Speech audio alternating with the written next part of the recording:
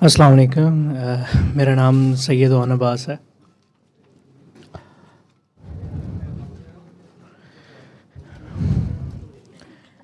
ये ये सिलसिला, ये दुआ सिस्टम, ये आप सब जैसी एक प्यारी फैमिली, मुझे लगता है मुझे किसी दुआ जो मांगी हुई थी उसमें मिली है। मेरा हमेशा से था कि एक ऐसी चीज़ हो जिससे एक ऐसी सोसाइटी, एक ऐसा ग्रुप जहाँ आप बैठ के अल्लाह का कुर्ब हासिल कर सकते हों या उसकी डिस्कशन हो बग़ैर हर किसी नॉर्म से निकल के, जो पैरामीटर्स हैं उनसे निकल के ये पैगाम दे दो।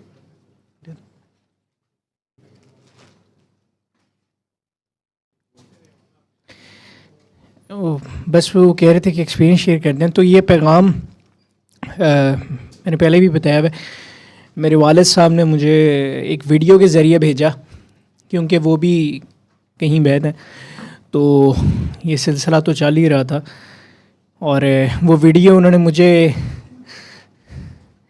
काकी जब धमाल लगा रही होती हैं तो वो मुझे कहते हैं कि इस वीडियो को देखो, और ये बाबा जी की वीडियो है और ये इस तरह है। तो मैं इतना उसमें था नहीं, मतलब जो उन्होंने कहा मैंने कर लिया, ज़ाहिर बात है मुझे उसका एक तजस्सुस भी और ये एक रूहानियत के सिलसिले से एक लगाव भी था। तो मुझे कहते कि आपने काकी के पैरों की तरफ देखना। तो मैंने देखा और उन्होंने उनसे बाद में पूछा या कि आपको क्या फ़ील हुआ। मुझे तो खैर कुछ नहीं फ़ील हुआ, लेकिन वहाँ से फिर एक जर्नी चली और उसके बाद उसके काफ़ी अरसे बाद वो जैसे मुर्शिद कहते होते हैं कि जिसका वक्त आता है वो उसी टाइम पे आता है। तो ऐसे ही किसी परेशान हाली में घिरा हुआ था, अपने आप को बहुत मजलूम समझ के और ये समझ के कि तन्हा हो गया हूँ, तन्हा है, लगता था रब भी नहीं है। ऐसे लगता था कि अल्लाह की कोई ख़ास दुश्मनी मेरे साथ कि ज़िंदगी में सुकून नहीं है। तो एक ऐसा मोड़ आया कि जिधर बड़ा अकेला था और बड़ा तन्हा फील करता था, तो मोहब्बत नाम के चैनल था, उस पे एक वीडियो सामने आती है जिसमें मुर्शिद बात कर रहे हैं। तो पता नहीं क्यों एक वीडियो देखी, और जैसे वो एक ड्रामे की किस्त होती है कि आप कहते हो कि यार सारा ड्रामा आज ख़त्म करना है या सारी सीरीज़ ख़त्म करनी है, सीज़न ख़त्म करना है। तो मैंने उसका ना वो चैनल खोल लिया और वीडियोस थी, तो मैं शुरू हो गया देखने। मुझे लगता है मैंने कोई 50-100 वीडियो देख डाली और पता भी नहीं लगा। और अगले दिन फिर इसी तरह सिलसिला, फिर पता लगा कि लाइव भी होती है, फिर लाइव भी देखी, फिर आप ही से रब्ता भी किया। आज तक मेरे फ़ोन में उनका नाम आप ही अल्लाह वाली के नाम से सेव है, जिन्होंने मुझे इस दर तक तो पहुंचाया, लेकिन वो जो एक मुझे कहते हैं ना अपने एक बीच में कनेक्शन रखना होता है, वो कभी ना छोड़ें। तो मैं बड़ा अपने आप को लकी फ़ील करता हूँ कि इस चीज़ से जुड़ के अभी तक ख़ास ऐसी मैं नहीं कहूँगा कि बिल्कुल ही परसाई या बिल्कुल ही एक अच्छा ट्रांसफॉर्म हो गया हूँ, बहुत से चेंजेस आ गए हैं, नहीं, अभी भी वही गुनाहगार, वही गंदे मंदे से हैं। लेकिन अब परेशानी किसी चीज़ की नहीं होती। अब वाकई लगता है कि नहीं, अल्लाह की दुश्मनी नहीं है, एक टेस्ट है, या मेरी किसी मांगी, जो पिछली बार दुआ सेशन का टाइटल था ना, मुझे लगा कि मुझसे डायरेक्ट बात कर रहे हैं कि जब आपने फ़कीरी मांगी होती है ना, तब आप गिला बहुत करते हो बाद में, क्योंकि इल्लत ज़िल्लत ये चीज़ें अल्लाह भेजता है आपकी दुआ की मकबूलियत के तौर पे, लेकिन आप कबूल नहीं कर सक रहे होते। तो मुझे ऐसा तो कोई बीमारी या मसला नहीं था, या डिप्रेशन कहा जा सकता है, इतना स्वेयर नहीं था। मैं अपने आप को खुद ही समझता था, एक अपनी अलग से एक धुन में रहता था। तो सूर्य रहमान भी मुझे याद आता है कि शायद मुझसे कंप्लीट नहीं हुई, बहुत बार कोशिश की लेकिन सो जाता था, कंप्लीट नहीं हो सकी। लेकिन मैंने वो बताना आगे शुरू कर दिया,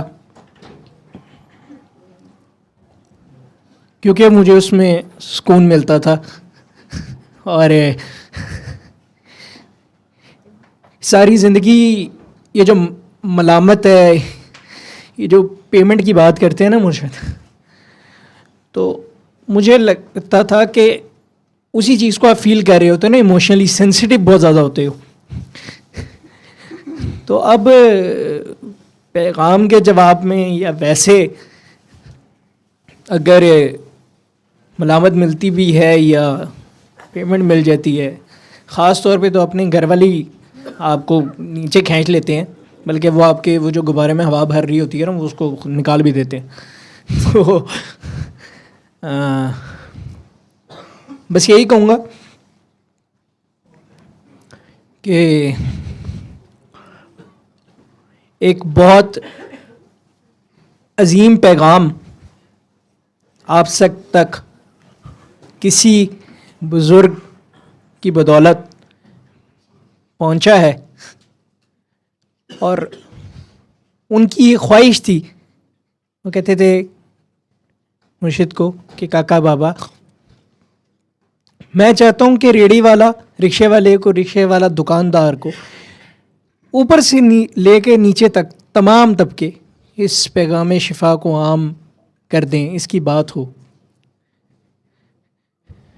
तो मैं सुनने वालों से यही इल्तिजा, गुजारिश, हाथ बांध के विनती करूँगा कि आपको जो मिल रहा है ना, उसको बग़ैर किसी सोच समझ के ना एक्सेप्ट कर लें। क्योंकि मैंने भी जब अभी पिछले सेशंस में लोगों ने सुना होगा, मैंने सवाल किए, मुझे कौन नहीं माफ़ कर रहा, मैं किसको माफ़ नहीं कर रहा।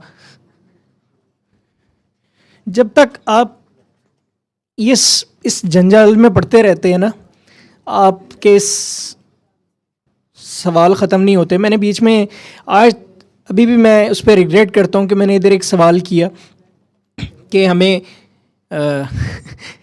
कितना पैसा कमाना हलाल है या कैसे। तो जो इधर से रिएक्शन मिलता है, जो एक काइंडनेस, जो एक पोलाइटनेस, मैंने वो चीज़ कहीं नहीं एक्सपीरियंस की। हर चीज़ का बहुत खूबसूरत तरीके से उनसे जवाब देते हैं और समझा देते हैं। कभी किसी को शट अप कॉल नहीं दी, किसी कोई गुस्सा कर रहा हो, कोई वैसे कोई बदतमीज़ी कर रहा हो। तो मुझे जैसे जाहिल ने भी ऐसे सवाल इस दर पे आगे किए जहाँ से उनका एक ही जवाब होता है कि मुझे अल्लाह से ना ज़्यादा कुछ पता है ना कम पता है। तो मैं यही सबसे रिक्वेस्ट करूँगा कि इसको मान लें और इसको बांटें, क्योंकि ये मुझे समझ नहीं आता कि हम नमाज रोज़ा दीन पे इतनी बहस करते हैं, इतना सारा कुछ करते हैं, और ये वही कुरान है, उसी खुदा का है, उसी अल्लाह का है, और हम अगर हमें कोई बताता है, अपनी सांसें देता है, टाइम देता है, तो हम उसमें उससे सवाल करते हैं, जी कारी अब्दुल बासित की आवाज़ में ही क्यों, जी सूर्य रहमान ही क्यों, जी आंखें क्यों बंद करनी। समझ ये नहीं आती कि आपको किसी और के आगे पेश होने को तो नहीं कहा जा रहा, आपके अल्लाह के सामने पेश होने को कहा जा रहा है।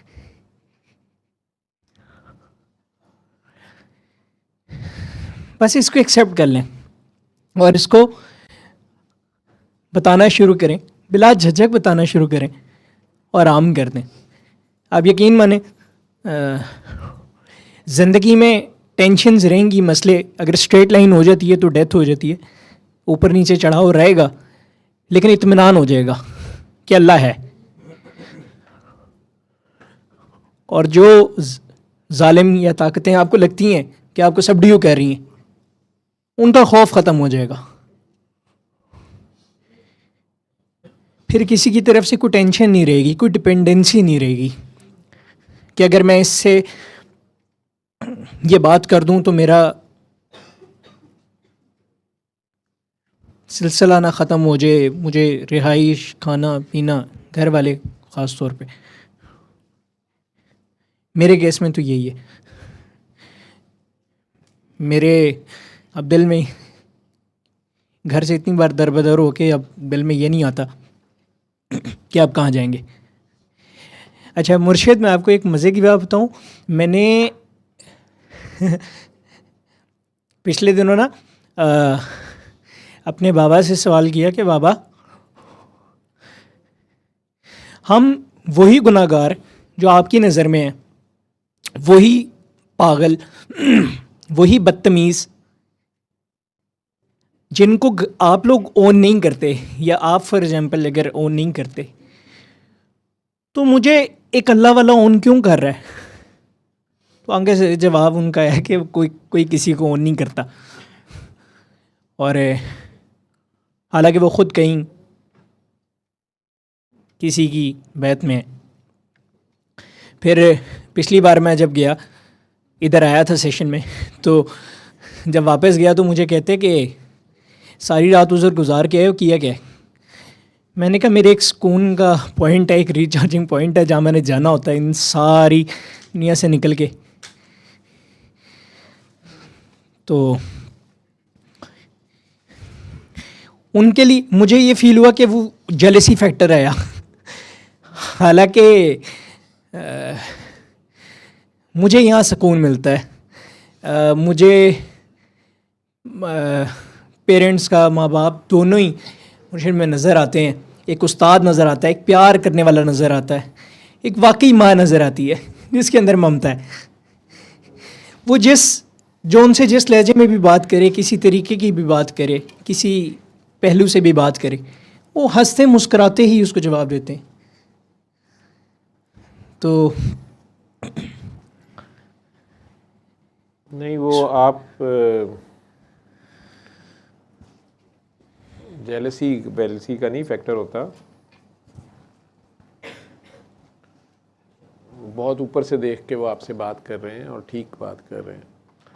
और ये भी जिन्होंने आपको जवाब दिया, ऑन, आपका नाम ऑन है और आपने उन्हें कहा जी वो मुझे ओन करते हैं, तो उन्होंने कहा कोई नहीं किसी को ओन करता, तो वो ठीक कह रहे हैं। ओन सबको अल्लाह ही करता और उसी को ज़ेबा है, ठीक है। इंसान को कौन संभाल सकता है, खुदा के सिवा को नहीं संभाल सकता।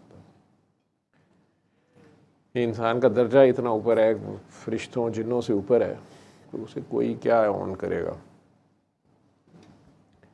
और सारे इंसान बराबर हैं, सारी आदम की औलाद हैं, जो देखने में अगर इस फिज़िकल वर्ल्ड के हिसाब से बात करते हो, लेकिन फिर भी एक उसने निज़ाम बनाया हुआ है, उसमें तबकाती निज़ाम है, बड़े छोटों का ख्याल रखते हैं, माँ बाप बच्चे को पालते हैं, ओन करते हैं। वो एक काइंड ऑफ ओन के मीनिंग डिफरेंट होते जाते हैं। जो आप बात कर रहे थे उसका जवाब जिन्होंने दिया, आपका ऑन का मीनिंग शायद और था, उनका बहुत वसी था। और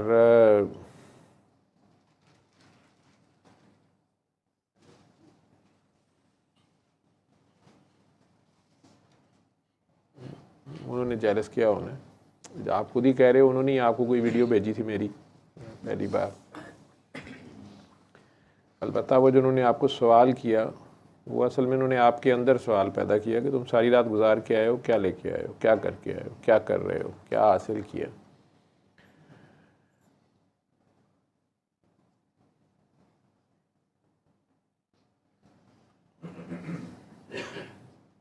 रात अगर गुजर गई है, दिन अगर चढ़ गया है, तो कौन सा उजाला तुम्हारे पास है?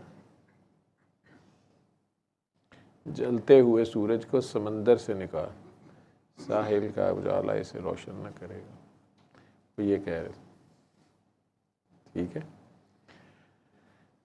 सल्ले अला सल्ले अला सल्ले अला सल्ले अला सल्ले अला शफीना सल्ले अला